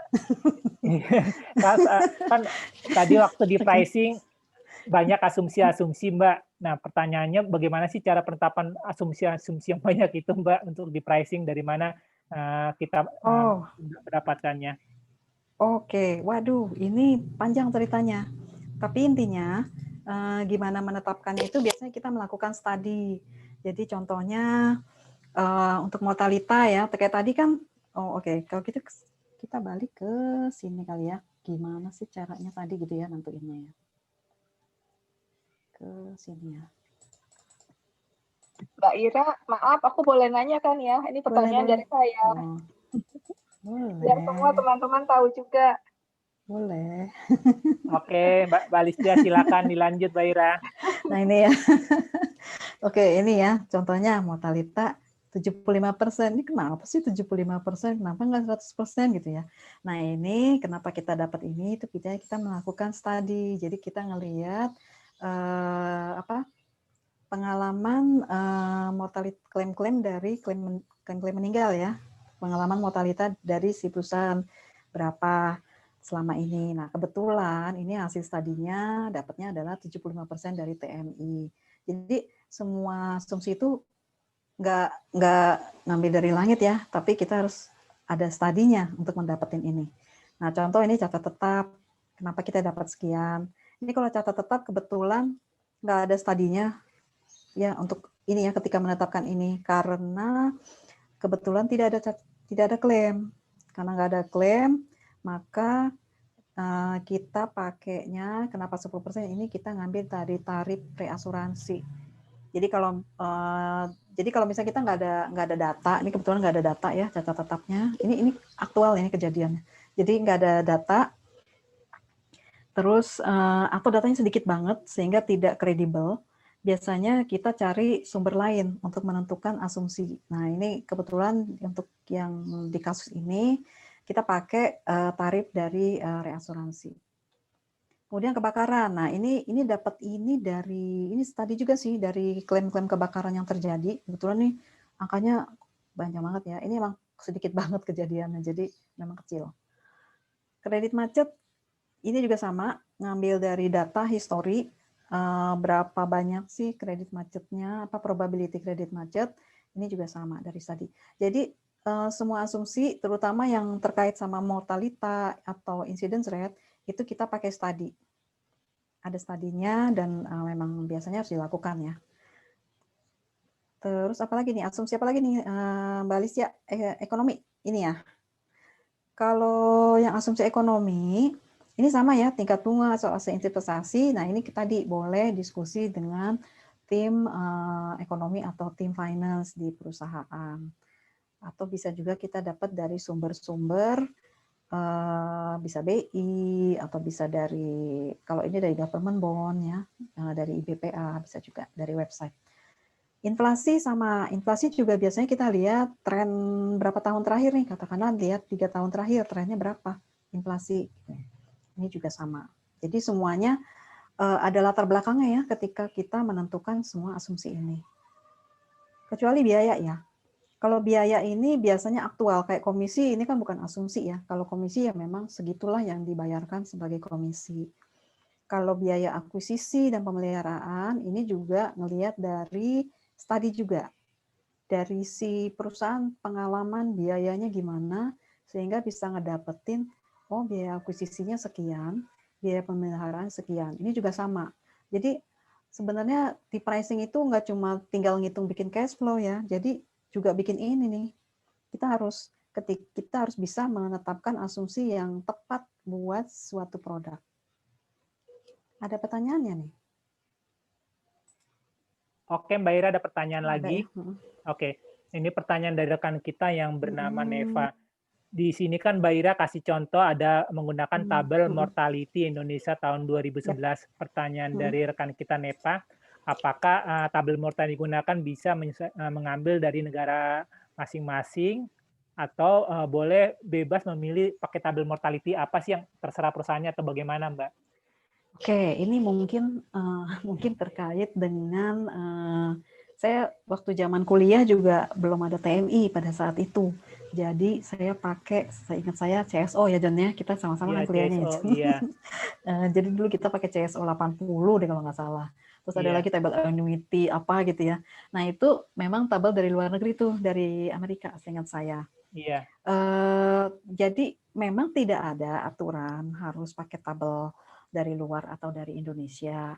Cuma sekarang ini karena kita udah punya tabel mortalita Indonesia, di mana tabel mortalita itu sudah mencerminkan populasi dan histori mortality dari populasi orang Indonesia gitu ya, di Indonesia. Jadi waktu tabel ini dibikin tuh benar-benar datanya data aktual yang dihimpun dari semua. Dulu pada saat itu waktu bikin tabel ini tuh benar-benar semua asuransi dan reasuransi ngasih data semua ke tim yang ngebikin tabel ini. Jadi akan lebih baik sih pakai tabel mortality Indonesia kalau sekarang ya, karena kita udah punya tabel sendiri. Karena itu lebih mencerminkan mortality yang tepat untuk populasi Indonesia. Kecuali tabel yang memang Indonesia belum ada. Contohnya sih yang sekarang kita belum punya tuh tabel asuransi kesehatan tuh memang belum ada sama sekali. Contoh nih, misal kita mau bikin asuransi yang khusus mengcover cancer contoh ya. Kita kan nggak ada tuh tabel khusus tabel cancer gitu kan nggak ada. Itu kita harus biasanya di luar negeri itu udah cukup canggih. Mereka biasanya udah punya tabel-tabel yang lebih spesifik. Itu biasanya boleh juga itu kita ambil, tapi tidak serta merta kita ambil. Biasanya kita ada apa sih? Ada faktor lagi lah supaya disesuaikan. Contohnya kalau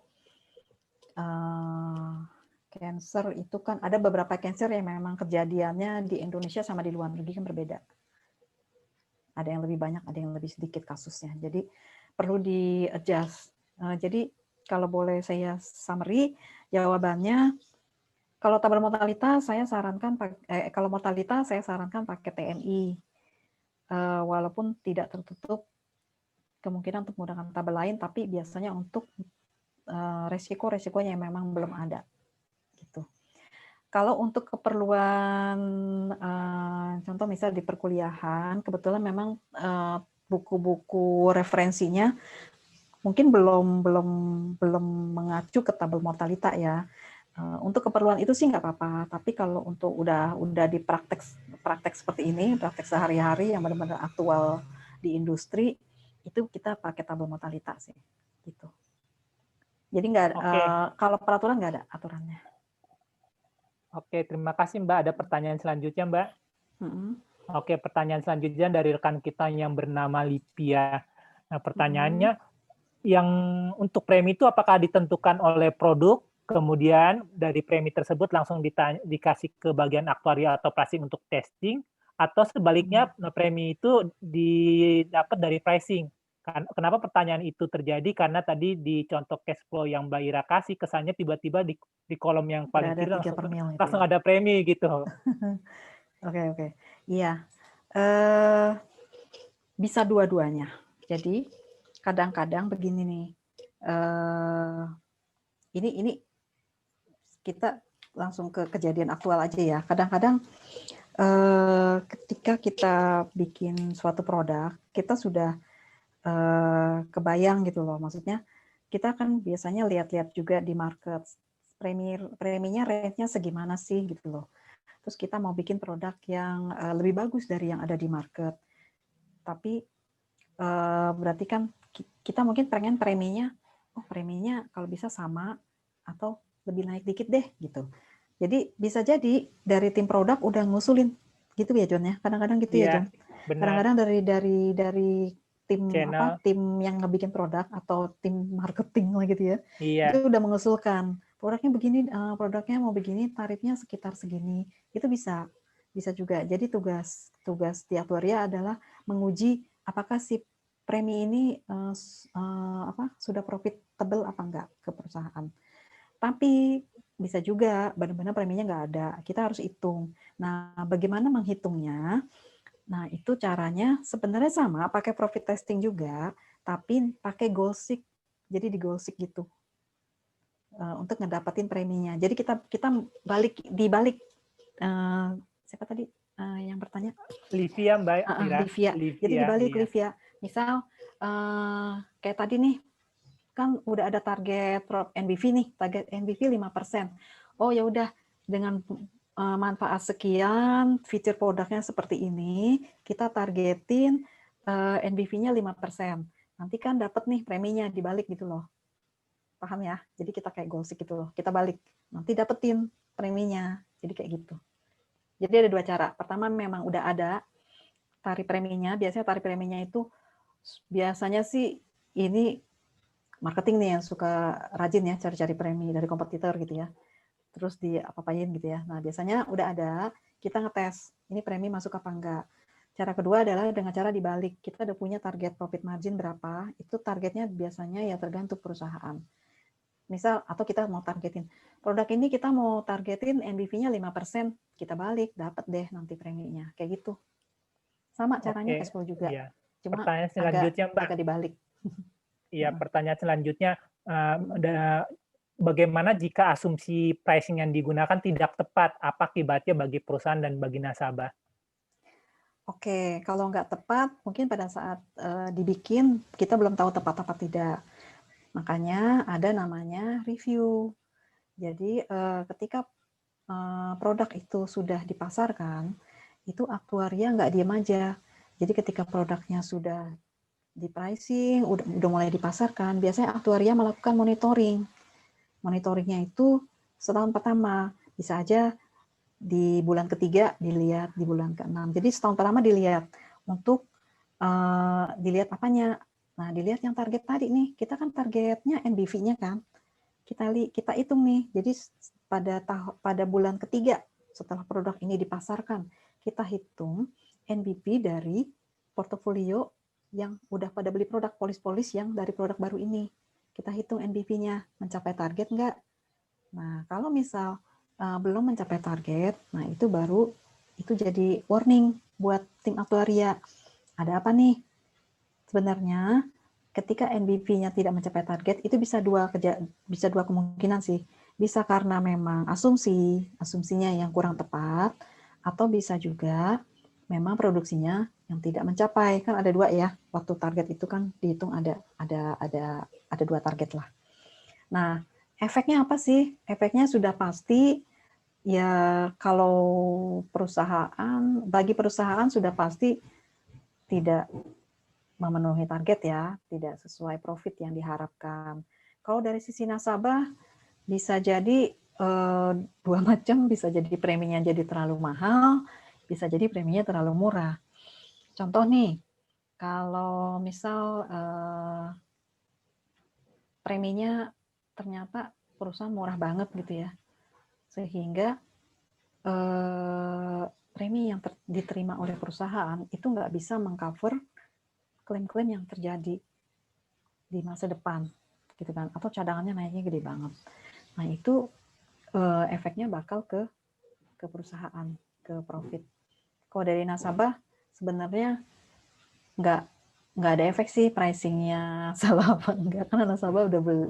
Ketika nasabah sudah beli polis, berarti kan semua perusahaan asuransi itu sudah menerima apapun yang dicantumkan di dalam kontrak polis. Jadi apapun yang terjadi sih harusnya si nasabah tetap aja dapat benefitnya, karena kan udah dia udah bayar premi, udah bayar premi, polis udah di issue, ya udah buat nasabah nggak ada ruginya. Sebenarnya ruginya lebih ke perusahaan.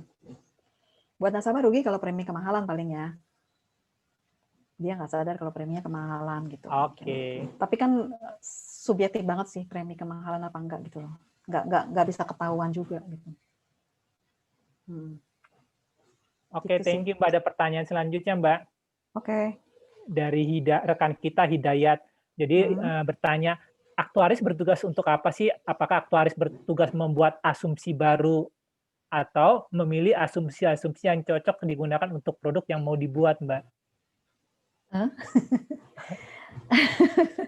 Bukan memilih asumsi ya. Tugasnya adalah kita menetapkan asumsi yang tepat tepat sesuai dengan risiko profil risiko yang akan di cover. Jadi kayak tadi nih mortalita, kita mau bikin produk yang mengcover risiko meninggal. Berarti kan kita harus menetapkan asumsi mortalita berapa yang tepat gitu kan. Nah, itu kita bisa lihat dari histori perusahaan bisa. Karena kan kenapa histori perusahaan penting? Karena di sini balik lagi nih bagaimana bagaimana si perusahaan menyeleksi bisnis-bisnis yang masuk.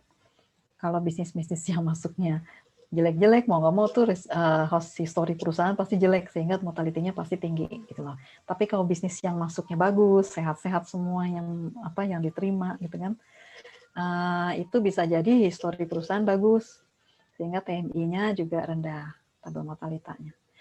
Intinya tidak memilih, tapi menetapkan yang sesuai, dan sudah pasti penetapan itu harus didukung oleh penjelasan dan alasan yang tepat ya, beserta data ya. Biasanya ini data banget sih, gitu. Oke, Mbak Ira. Jadi dapat simpulkan apakah tujuan dari pricing itu adalah mengukur kecukupan premi untuk manfaat yang dijanjikan, baik menghasilkan profit juga bagi perusahaan? Ya, ya. Betul. Oke. Itu semua. Cuma dari kita tetap ya, kita punya sebagai aktuaris tanggung jawab kita tidak hanya kepada perusahaan aja, tapi kita juga punya tanggung jawab kepada ini juga ya, nasabah juga ya. Jadi kedua-duanya. Jadi jangan sampai kita menetapkan premi itu hanya untuk mencapai profit setinggi-tingginya, tapi mungkin dari sisi nasabahnya nanti akhirnya jadinya, katakanlah preminya jadinya kemahalan banget karena loadingnya gede gitu kan, bisa seperti itu ya. Kalau bisa sih itu yang sewajarnya, tapi ya balik lagi kembali ke target-target tadi ya, biasa karena setiap perusahaan udah punya target ya John ya. Iya benar. Tetap itu harus dilihat karena kan kita mengajarkan sesuatu kan ada acuan apa yang mau dipakai gitu loh. Nih kok banyak ya? Udah ya. Udah Mbak Ira, udah cukup. Mungkin terakhir apalagi yang Mbak Ira mau ingin sampaikan penutup, Mbak, silakan. Kayaknya karena waktu sudah ini ya, sudah 2:30 lewat ya. Oke, dari saya penutupnya adalah bahwa di dalam menetapkan pricing kita harus pastikan bahwa kita sudah menetapkan asumsi yang cukup untuk pricing. Kita juga sudah menetapkan metode-metode yang benar secara aktuaria, dan kita jangan lupa kita juga harus punya justifikasi yang kuat pada saat penetapan asumsi pricing, karena itu penting sekali. Jadi itu aja. Kalau untuk perhitungan saya rasa sama ya, modelnya sama, tetap cash flow juga. Gitu. Dan jangan lupa sensitivity test itu harus dilakukan karena kita mau mengerti suatu produk itu sensitifnya terhadap komponen apa. Karena itu nanti berpengaruh kepada kita mesti ngapain, si perusahaan mesti ngapain, apa sih harus dilakukan supaya impact-nya nanti kita bisa jaga gitu loh, untuk kedepannya. Saya rasa itu John. Oke, terima kasih Mbak Ira. Tapi emang sebenarnya ada pertanyaan, cuman nanti pertanyaan ini akan kita bantu jawab, mungkin bisa lewat WA group gitu teman-teman ya. Oh iya, kalau masih nanya boleh di WA group kok, kita masih kan belum dibubarin. Jadi masih bisa. Nah, karena lihatnya ada beberapa pertanyaan lagi Mbak. Itu aja teman-teman peserta ya. Oke, terima kasih buat Mbak Ira untuk bahan prestasinya. Mudah-mudahan bermanfaat buat kita semua, khususnya buat teman-teman peserta workshop. Terima kasih teman-teman untuk kesediaannya. Habis ini teman-teman kita akan ada sesi polling. Tolong teman-teman untuk mengisi polling yang akan sebentar lagi muncul di layar handphone atau laptop Anda. Silakan tolong host di-share pollingnya.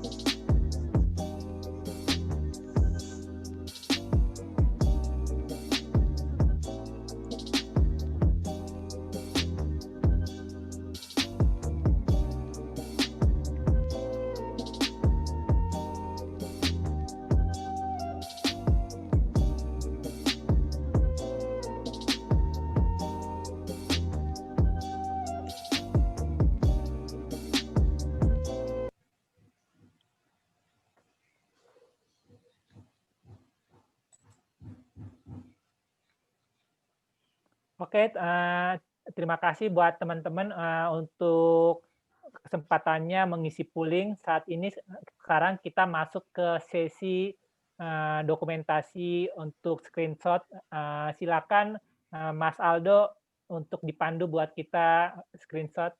Ya, terima kasih, moderator. Ya, untuk peserta dimohon kesediaannya untuk berpartisipasi dalam sesi dokumentasi untuk dokumentasi workshop kita di minggu kedua ini. Kalau sudah boleh bergaya atau bebas, boleh senyum aja tuh. Ya, 1, 2, 3. 1, 2, 3. Ya, terima kasih kepada peserta untuk partisipasinya. Sekarang dikembalikan ke moderator. Oke, terima kasih Mas Aldo. Juga terima kasih buat teman-teman. Ini di akhir webinar kita hari ini, kami dari moderator maupun dari teman-teman yang sharing mengucapkan terima kasih untuk sedianya. Kita berharap ketemu lagi di hari Sabtu depan untuk materi yang berbeda. Untuk materi workshop maupun sertifikat maupun rekaman YouTube akan kami kirimkan ke alamat email masing-masing ke peserta masing-masing. Demikian dari kami, sampai jumpa. Wassalam, salam sehat. Terima kasih, selamat siang. Ya, makasih semuanya. Terima kasih.